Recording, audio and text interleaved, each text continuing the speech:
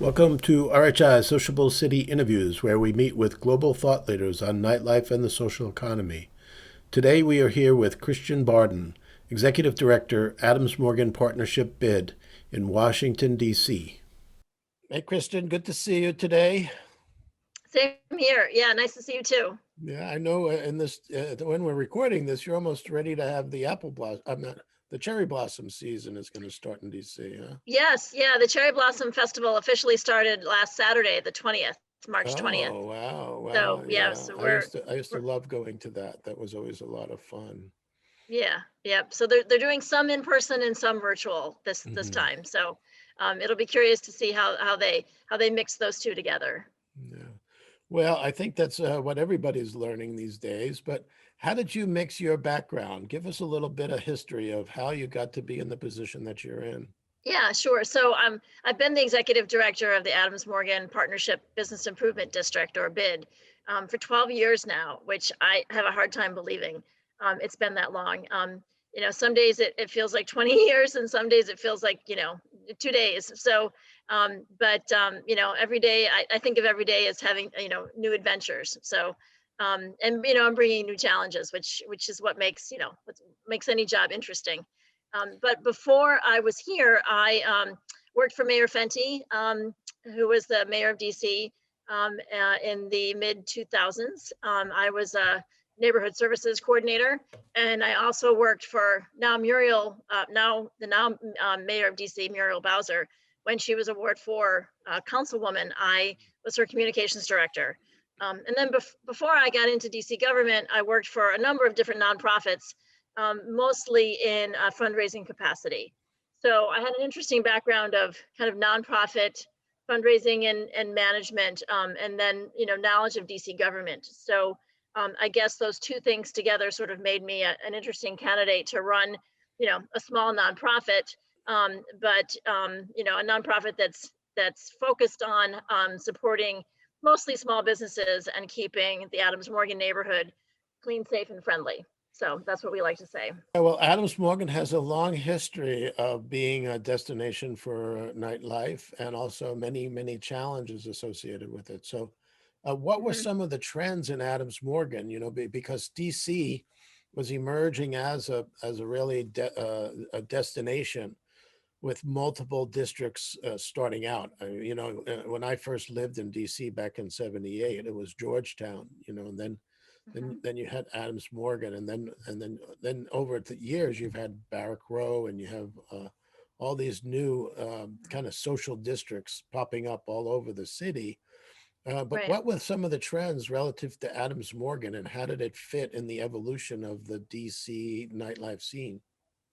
Yeah, yeah, you're right, Jim. And in more recent years, with the growth of the city, we have seen some more competition for those for where to go to enjoy nightlife. And I think Adams Morgan has maintained its reputation of having a nice mix of businesses. We have a lot of restaurants of a lot of different cuisines. And we actually don't have any nightclubs, but we do have a number of restaurants that focus on live music, and then and bringing people together to enjoy live music. So, and it can be bossa, it can be rock, it can be bluegrass. I mean, there's a real variety. Just like there's a lot of variety of restaurants, there's a lot of variety of music here. And then we have interspersed with those, we have some really cool, funky retailers too. So it's a community of mostly small businesses.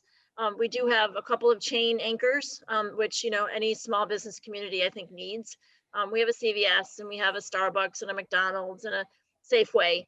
But other than that, it's pretty much small businesses that are run by families. So Hmm. so it makes it a very diverse community. So, Absolutely. And the buildings are old row houses that have been converted to retail use. So they're funky. They're not traditional, Class A retail spaces. They've been adapted for retail use. So the buildings themselves provide some challenges as well. A lot of them have steps, and so they've had to make accommodations for ADA compliance. But it also has a has a feel of a real like Main Street, Mhm. that you'd find, in smaller towns, not in a city the size of Washington. Mm.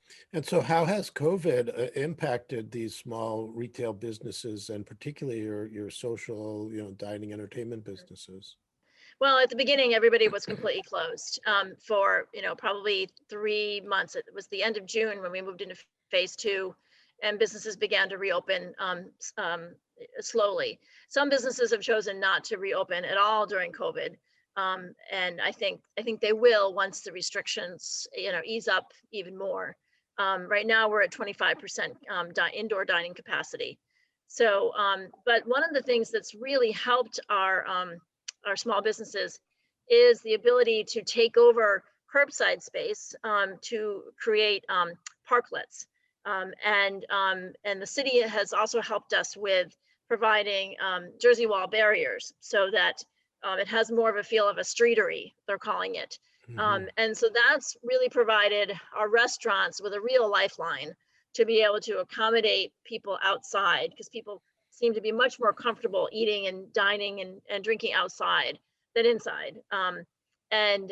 So, for a good deal of this pandemic, people were really cautious about going inside. I think now, that the vaccine is getting better distributed, people are getting more comfortable going inside. But I think, having that outdoor space was a real lifeline for our small restaurants. And we've heard that DDOT is going to be doing a pilot this spring with retailers, and allowing retailers to now also use that curbside space. So Mhm. up till now, they have not been allowed to conduct sales in that space. So we're hopeful that there will be one of the neighborhoods chosen for that pilot. We talked a little bit previously because you had that roaming music bandstand Hmm. so Hmm. that you could have that music playing for people that are sitting outside. Um, Yeah, and music, as I always say, music is the heartbeat of sociability. It's right. kind of what keeps people people attention. Hmm. But do you feel that I know that outdoor dining was becoming more popular prior to the pandemic, but a lot of districts like yours, in particularly in older cities, the sidewalk space just never allowed for it. But Right. somehow or another, policy was able to transform almost overnight to Hmm. Yeah. rearrange the street, rearrange the parking spaces, and this kind of fills that whole idea of becoming a carless community. Hmm. And so if we lose some parking spaces, we're really moving in that direction anyhow. Do you Yeah. envision maybe the city coming in with some infrastructure improvements to make that outdoor parklet more of a built-in environment with maybe Yeah. added electricity or gas lines so that people don't have to bring in the gas lamps with Hmm. propane tanks, but rather Yeah. could hook up either to an electric heater so that it becomes more the norm than it was just an isolated incident. Do you envision the public and the Adams Morgan becoming more of that, what used to be called the Mm-hmm. cafe society, like in Europe, Yeah. with that Hmm. outdoor seating? Is that something you're Yeah. working on as a permanent? Well, I do know that they're extending the permits for the streeteries for at least another year, and it may indeed get extended beyond that. We hold the blanket permit for all of our businesses along 18th Street, and there were some requirements that they had to submit some insurance requirements for that, but there's no fee. There's no fee to us and there's no fee to them for the use of that space. So Mhm. that was good. I have not heard about extending gas or electric to these areas. However, that I think would make a huge difference. Although that kind of infrastructure improvement also brings with it construction and disruption. So I think right now they would not want any kind of disruption, because they're hanging on by a thin margin. Mhm. So, but eventually that would probably be a great improvement. Just knowing that they're going to extend the permits for those spaces was a relief to some, I know, because they're now that we're going into to spring, they're really wanting to use that space to the capacity that they can. That they So can. When we look at this kind of outdoor seating and kind of the daytime activity and your mobile bandstand, this is almost like, uh, and a lot of the city still is not opening up late at night or as it was yeah, before. right. And with people working at home, the disruption of the office space. I know in DC, there are neighborhoods that depend upon the office workers, Mhm. or they depend upon the conventions, or they depend upon the tourism. So there are neighborhoods that perhaps may be impacted more because they're dependent upon that tourism clientele. Is that the case with Adams Morgan, or is it more of a Yeah. localized economy? What we've noticed, we used to really do a lot to try to attract tourists to the neighborhood. We worked hard a few years ago to get Big Bus, which is one of the local tour bus companies, to come into Adams Morgan and include Adams Morgan in their route. And so we were successful in getting Big Bus to do that and to have a pickup drop off location right in the center of the neighborhood. So that was great. And they're still doing that. However, there's the tourists have not been coming back yet. But I think in this next year, I think as the vaccine gets distributed, I think we'll see tourism come back. But you mentioned the Ad Mobile, the mobile music event we did last fall. So we partnered with Songbird Music House and Record Cafe. They're a live music venue in the neighborhood, and they were not able to do live music. They continued their restaurant operation, but they couldn't use their other space for live music. So Joe Lappin, the co-owner, he has this really cool old truck that he had painted kind of funky colors, and he had connections with bands in the area. So on Saturday afternoons, we would put a band in the back of the truck, and drive it around and park it throughout the neighborhood. And they would play, for 10 minutes or so at each stop. And it entertained people that were sitting outside, eating and dining, eating and drinking rather. And it was really fun. And it gave patrons, a little added entertainment, but also these musicians were starving for a place to perform. Mhm. So by doing this on the back of the truck, we were able to sort of do those two things simultaneous. So I know Adams Morgan had challenges with neighborhoods at night and with the crowds and the noise and dedicated police that you had working in the district. How do you see some of those systems evolving or changing with the whole shift in the way policing is going to be done, and Mhm. also more of this day life, which might require different management strategies if people are working from home? It used to be people couldn't Right. sleep at night because of the noise, but if now Mhm. people are working from home and you have outdoor cafes and people are loud, it's not that they Mhm. can't sleep, it's just they can't concentrate on work, and you may Right. have that Right. kind of a conflict. Has that been something you see, or is that something you envision that you have Yeah. to deal with at some point?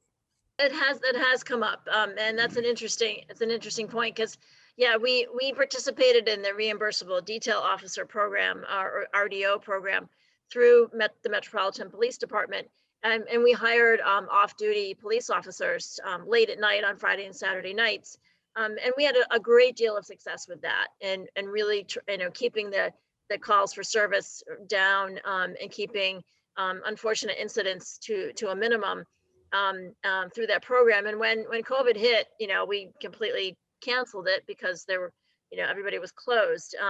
And right now businesses are only able to stay open till midnight. So we have not brought back that program because there hasn't been that late night crowd yet returning. And when they do, we will probably bring that late night security back.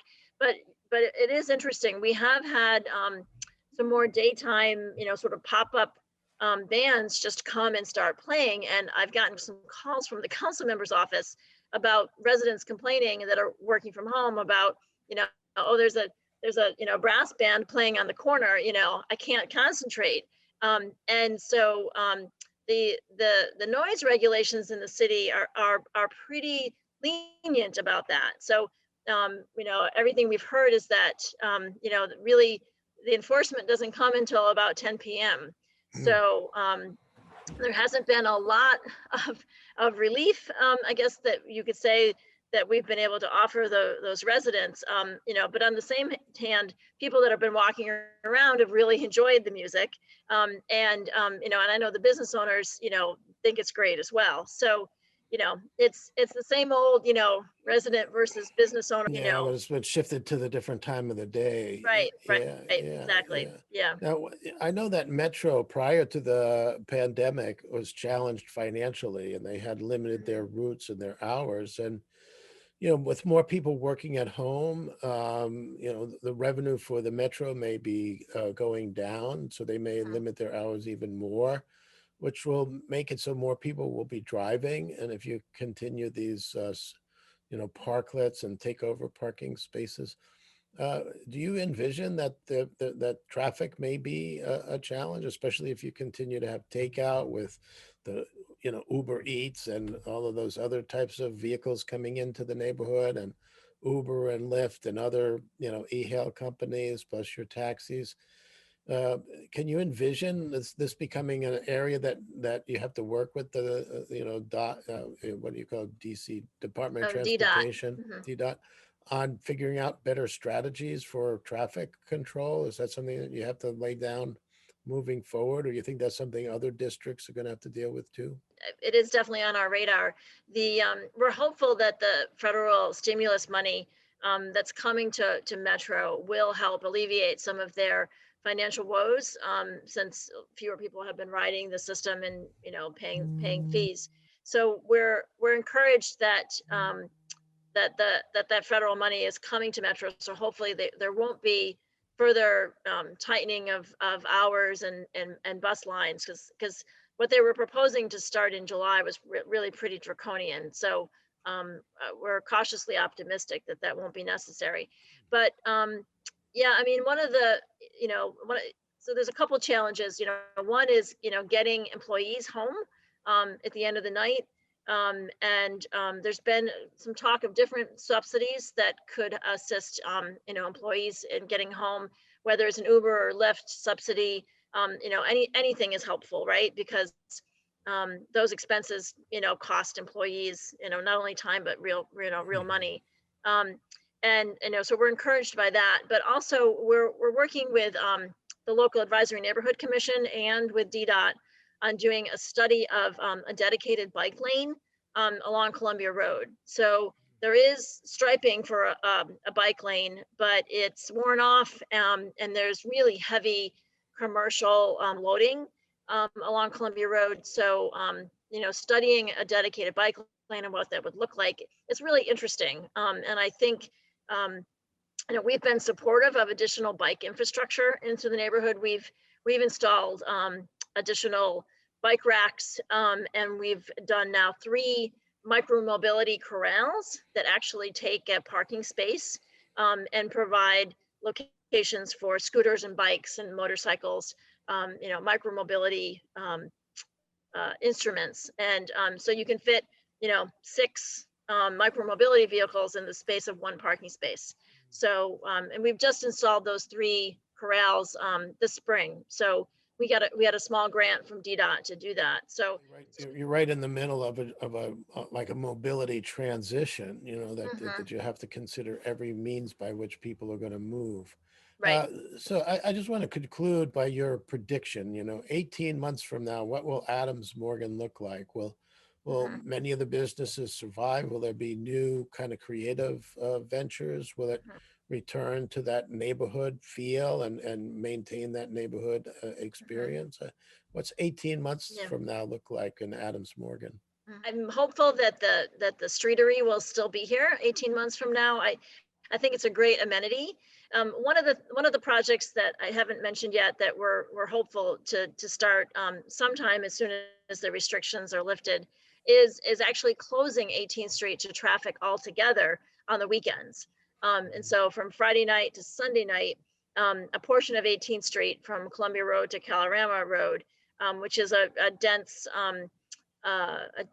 commercial part of 18th Street, would be totally closed to vehicular traffic. And it would allow patrons to move about, and with more freedom. We could program the space and do perhaps some live music, or cornhole competitions, or other types of programming, and really make it kind of a fun place to come to on Friday nights, Saturdays, and Sundays. So we're hopeful that the city will continue to work with us on developing this plan. It was done for just a weekend back in June when we first moved into phase 2, and the city, because of health concerns, did not continue it.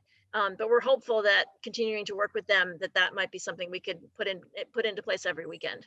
So that would be something that I would see if I come back in 18 months, huh?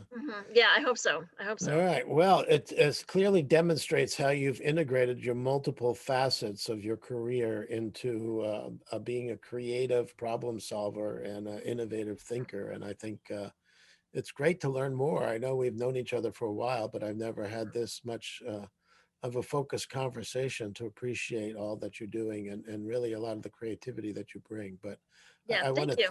I want to thank you for your time today, and look forward to working with you. And obviously, we're looking to come to DC in 2022 with our summit. So we certainly Awesome. have to arrange a tour of Adams Morgan for Yeah, everybody. that'd be great. Yeah, I'd love to show you around. That'd be fun. Okay. Well, thanks a lot, Kristen. All right. Thank you. Take care.